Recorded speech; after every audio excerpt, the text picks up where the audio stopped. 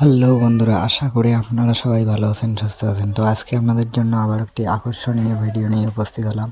তো বন্ধুরা, ভিডিওটি টানাটানি না করে শুরু থেকে শেষ অবধি মনোযোগ সহকারে দেখতে থাকুন।